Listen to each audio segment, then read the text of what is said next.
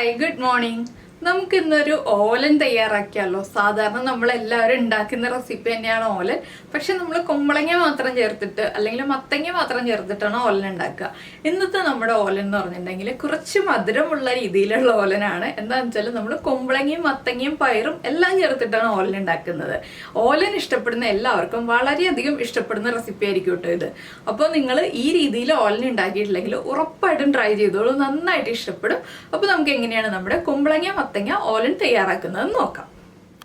നമുക്ക് നമ്മുടെ ഇൻഗ്രീഡിയൻസ് നോക്കാം. നമ്മളിപ്പോൾ ഒരു 150 ഗ്രാം മത്തങ്ങ എടുത്തിട്ടുണ്ട്. മത്തങ്ങ ഇതുപോലെ തിന്നായിട്ട് ഈ ഒരു വലിപ്പത്തിൽ, ഒരുപാട് തിക്കായിട്ടുള്ള വലിയ പീസുകളായിട്ടുള്ള കുറച്ച് ചെറിയ പീസുകളായിട്ട് കട്ട് ചെയ്തെടുത്തിട്ടുണ്ട്. അതുപോലെ തന്നെ 3 പച്ചമുളക് എടുത്തിട്ടുണ്ട്. പച്ചമുളക് നമ്മുടെ എരിവനുസരിച്ച് എടുക്കാം.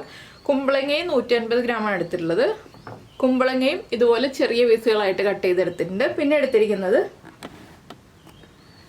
ഒരു 75 ഗ്രാം വൻപയർ ഞാനിപ്പോൾ ഒരു 3 മണിക്കൂർ വെള്ളത്തിൽ സോക്ക് ചെയ്ത് വെച്ചതാണ്.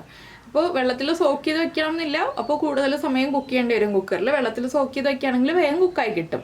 അപ്പോൾ നമുക്ക് ഇതിലേക്ക് വേണ്ട പിന്നെയുള്ള ഏറ്റവും ഇമ്പോർട്ടൻ്റ് ആയിട്ടുള്ള ഇൻഗ്രീഡിയൻ്റ് എന്ന് പറയുന്നത് നമ്മുടെ തേങ്ങാപ്പാലാണ്. തേങ്ങയുടെ 1-ാം പാല് ഞാനിപ്പോൾ 1/2 കപ്പ് എടുത്തിട്ടുണ്ട്.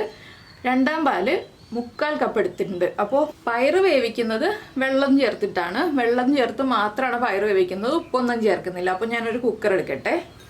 പയറ് ഞാനിപ്പോൾ കുക്കറിലേക്ക് മാറ്റിയിട്ടുണ്ട്. അതിലേക്ക് 1 കപ്പ് വെള്ളം ചേർക്കുന്നുണ്ട്. എന്താണെന്ന് വെച്ചാൽ വൻപയറിന് വേവ് കൂടുതലാണല്ലോ, അതുകൊണ്ട് ഞാൻ 1 കപ്പ് വെള്ളം ചേർത്തത്. ഈ ഒരു പയർ ഞാൻ 3 വിസിൽ വരുന്നത് വരെയാണ് വേവിച്ചെടുക്കുന്നത്. ഇതിൽ വെള്ളം ഉണ്ടെങ്കിലും കുഴപ്പമില്ല, നമുക്ക് ഇതിലേക്ക് തന്നെയാണ് മത്തങ്ങയും കുമ്പളങ്ങയും ഒക്കെ ചേർത്ത് വേവിക്കുന്നത്. മത്തങ്ങയും കുമ്പളങ്ങയും നമുക്ക് ചട്ടിയിൽ വെച്ച് വേവിക്കാം, പക്ഷെ എളുപ്പത്തിന് വേണ്ടി നമ്മൾ ഈ ഒരു പയറിലേക്ക് തന്നെ ചേർത്ത് വേവിക്കും പയർ കുക്കായി കഴിയുമ്പോൾ. അപ്പോൾ ഞാൻ പയർ വേവിച്ചെടുക്കട്ടെ. ഇപ്പോൾ നമ്മുടെ പയർ കുക്കായി കഴിഞ്ഞു കേട്ടോ. അപ്പോൾ എൻ്റെ കയ്യിൽ പുതിയ പയറായതുകൊണ്ട് 3 വിസിൽ വന്നപ്പോൾ തന്നെ നന്നായിട്ട് കുക്കായി. അപ്പോൾ ഞാൻ പയറെടുത്ത് മാറ്റി പയർ വേവിച്ച വെള്ളം ഇതിലുണ്ട്. ഇതിലേക്ക് നമുക്ക് നമ്മൾ കട്ട് ചെയ്ത് വെച്ചിരിക്കുന്ന മത്തങ്ങയും അതുപോലെ തന്നെ കുമ്പളങ്ങയും പിന്നെ നമ്മുടെ പച്ചമുളക് ഉണ്ടല്ലോ, പച്ചമുളക് ഒന്ന് സ്പ്ലിറ്റ് ചെയ്ത് പകുതി സ്പ്ലിറ്റ് ചെയ്താൽ മതി, മുഴുവനായിട്ട് സ്പ്ലിറ്റ് ചെയ്യണ്ട. പിന്നെ മത്തങ്ങയ്ക്കും കുമ്പളങ്ങയ്ക്കും ആവശ്യമായ ഉപ്പ്, പിന്നെ നമ്മുടെ തേങ്ങാപ്പാൽ. തേങ്ങാപ്പാൽ കുറച്ച് ഒഴിക്കുക, നമുക്ക് വീണ്ടും പയറ് ചേർത്ത് വേവിക്കാനുള്ളതാണ്. അതുകൊണ്ട് തന്നെ കുറച്ച് തേങ്ങാപ്പാലിൽ ആദ്യം ഈ കഷ്ണങ്ങൾ വേവിച്ചെടുക്കുക. ഇത് ഒറ്റ വിസിലിൽ വേവിച്ചെടുക്കുക കേട്ടോ, ഒരുപാട് വിസിൽ കേൾക്കണ്ട, കുഴഞ്ഞു പോരുത്, ആ രീതിയിലൊന്ന് വേവിച്ചെടുക്കുക. ഇപ്പോൾ നമ്മുടെ കുമ്പളങ്ങയും മത്തങ്ങയും ഒക്കെ കുക്കായി വന്നിട്ടുണ്ട്. നമുക്കൊന്ന് ഫ്ലെയിം ഓൺ ചെയ്യാം. ഇതിലേക്ക് ഇനി നമ്മൾ വേവിച്ച് വെച്ചിരിക്കുന്ന പയർ ചേർക്കാം. പയറിലേക്ക് നമ്മൾ ഉപ്പ് ചേർത്തിട്ടില്ല, അതുകൊണ്ട് തന്നെ പയറിൽ ഉപ്പ് പിടിക്കുന്ന രീതിയിൽ നമ്മളൊരു 5 മിനിറ്റോളം പയർ ചേർത്തിട്ട് ഒന്ന് നന്നായിട്ട് തിളപ്പിച്ചെടുക്കണം. അപ്പോൾ ഉപ്പുണ്ടോയെന്ന് ചെക്ക് ചെയ്യുക. ഉപ്പ് കുറവാണെങ്കിൽ ഉപ്പ് വീണ്ടും ആഡ് ചെയ്ത് കൊടുക്കുക. ഇനി ഇതൊരു 5 മിനിറ്റ് നന്നായിട്ടൊന്ന് തിളച്ച് വരട്ടെ. അതിനുശേഷം വേണം നമ്മൾ ബാക്കിയുള്ള കാര്യങ്ങളൊക്കെ ആഡ് ചെയ്യാനായിട്ട്. വെള്ളം കുറവാണെങ്കിൽ തേങ്ങാപ്പാൽ മാത്രം ചേർക്കുക, വെള്ളം ചേർക്കരുത്. അപ്പോൾ 5 മിനിറ്റ് തിളച്ച് കഴിഞ്ഞിട്ട് നമുക്ക് ബാക്കിയുള്ള കാര്യങ്ങൾ ചെയ്യാം.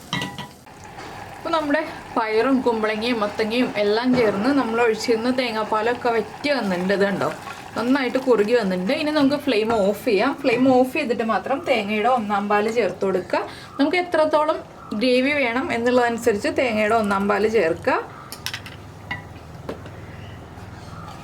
ഇത് നന്നായിട്ടൊന്ന് ഇളക്കി മിക്സ് ചെയ്യുക. ഞാൻ ഒരുപാട് ലൂസായിട്ടല്ല ഒരുപാട് തിക്കായിട്ടല്ലാത്ത രീതിയിലാണ് ചെയ്യുന്നത്. ഇത് ഇനി ഒന്ന് ഇരുന്ന് കുറുകി വരും കേട്ടോ. അപ്പോൾ തേങ്ങാപ്പാൽ ചേർത്ത് കഴിഞ്ഞിട്ടുണ്ടെങ്കിൽ ഉടനെ തന്നെ കുറച്ച് കറിവേപ്പില ചേർക്കുക, കുറച്ച് വെളിച്ചെണ്ണ ഒഴിക്കുക. ഇത്രയേ ഉള്ളൂ നമ്മുടെ ഓലൻ്റെ പരിപാടി.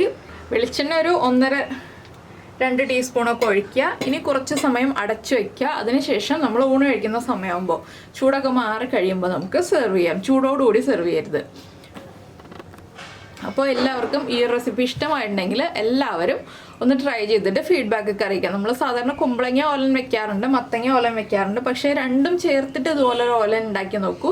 ആ മത്തങ്ങയുടെ ചെറിയ മധുരവും പയറിൻ്റെ ടേസ്റ്റും കുമ്പളങ്ങയുടെ ടേസ്റ്റും എല്ലാം മിക്സായി വരുമ്പോൾ നല്ലൊരു അടിപൊളി ഓലനാണ്. അപ്പോൾ നിങ്ങൾക്ക് എല്ലാവർക്കും ഈ റെസിപ്പി ഇഷ്ടമായിട്ടുണ്ടെങ്കിൽ ഒന്ന് ലൈക്ക് ചെയ്തേക്കുമല്ലോ. അതുപോലെ തന്നെ നമ്മുടെ ചാനൽ ഒന്ന് സബ്സ്ക്രൈബ് ചെയ്യാനും മറന്നു പോരുത്. നമുക്ക് നമ്മുടെ അടുത്ത റെസിപ്പിയുമായിട്ട് അടുത്ത ദിവസം വീണ്ടും കാണാം.